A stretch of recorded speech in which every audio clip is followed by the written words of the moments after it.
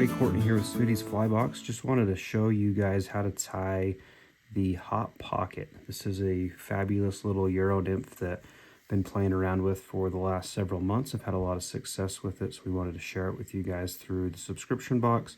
So we're just going to go ahead and start with this tying video and show you guys how to whip a few of these out.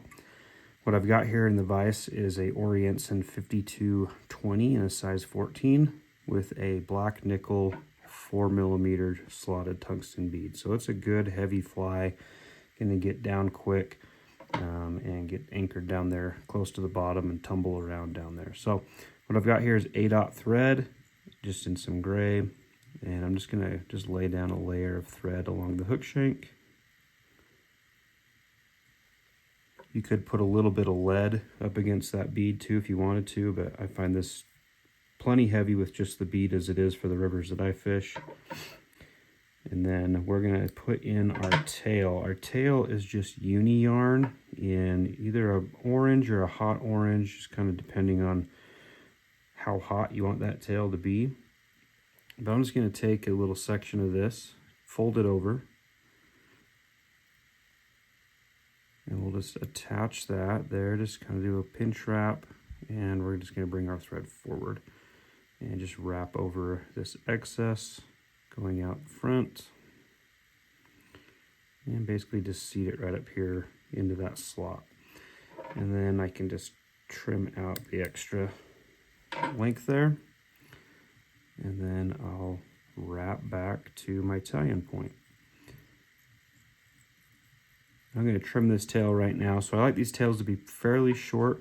With this uni yarn, it's not like a floss where you can see here it's got those two braids or two strands on there. So I just like to take a little brush here and just kind of pick that out. Makes a little kind of a fuzzy tail. That's our little hot spot for the fly. Okay, we're ready to attach our ribbing, which is just this uni mono. I really like this just small mono. Works really well for ribbing flies. Super versatile stuff. I'm just going to anchor that right here to the side of the hook that's facing me. Tie it down. Got a little excess, I'll just fold it back over itself.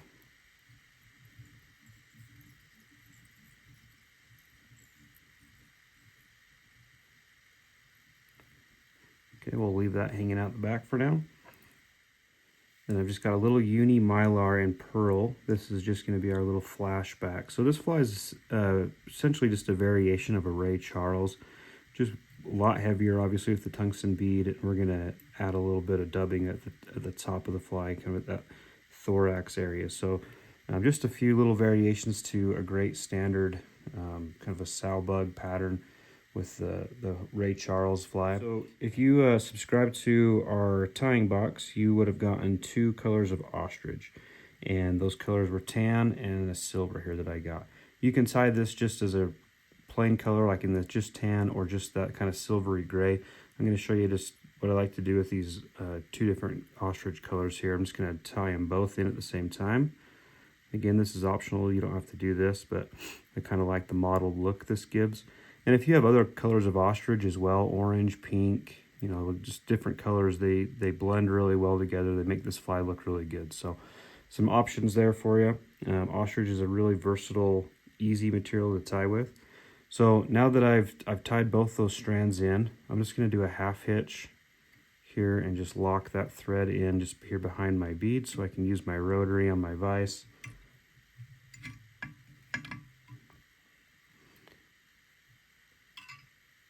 Okay, and then I'm just going to take both those strands, and now I'm just going to start to rotate these 2 strands of ostrich around. And what you get is kind of a 2-tone effect here. You get that tan kind of blend in with that gray.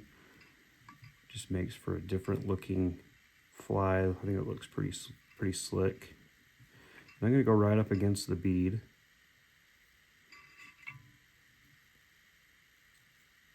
I'll bring my thread up and over with my left hand, drop that up and behind the ostrich so I can secure that in.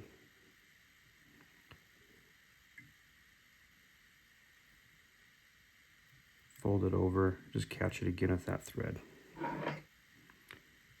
I'll trim that out. You can see I still got a little space there behind the bead. That's fine because we're going to use that dubbing here to kind of fill all that gap in.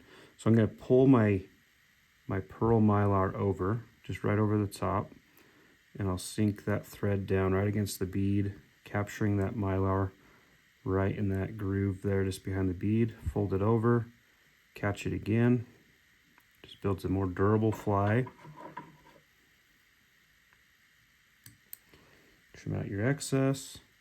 And now we can bring our ribbing through. So we're just going to bring this mono through, and I'm just going to wiggle that through the ostrich, trying to eliminate trapping it or pulling any ostrich up on top of that mylar. If you do get some, you can just take your finger and just kind of pull that ostrich down and kind of maneuver it so it's not getting pulled up and over the top of the mylar on that near side of the hook. So I get up here to my bead, drop my bobbin up and over,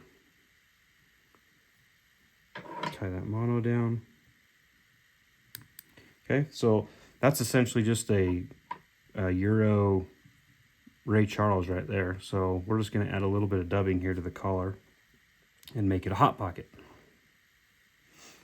So for the dubbing that we're using, this is just Nature Spirit Hares Mask dubbing in fox squirrel. And you don't need a lot of this. I just want just kind of a spikier collar on this fly. Kind of gives a little bit of a life to it, a little movement. So again, you don't need a bunch. This goes a long way. So I'm just going to take a pinch, roll that on there, roll it on there nice and tight. And then we'll start working that around. I'm pushing a lot of pressure right up against the bead so that dubbing kind of stacks on top of itself. And then I always like to just take a little brush and just pick a few fibers out just to kind of see what we're dealing with, what it's going to look like. And if I want to add a little bit more there, I think I'm pretty good. If I needed to, I'd add a little bit more pinch there, but I just brush a little bit of this out. Okay, so that kind of gives it a spikier, buggier feel there. And then just do a few firm, tight wraps right up here against the bead. Pull anything back that's facing forward. And then we're ready to whip finish. So let's take my whip finish. I'm going to wrap right against that bead, so each turn's going right against the back side of that bead there. Cut out our thread, and then I do like to kind of just keep all this uniform, so I'm just going to trim all this long stuff here just even with my tail. And there it is. There's your hot pocket. Fabulous little nymph. I've been fishing this, like I said, for the last several months, and I've had a lot of success with it. So I'm really looking forward to fishing it this spring and summer. Hope you guys enjoy it. Hope you guys can get out and fish it and let us know how you do with it.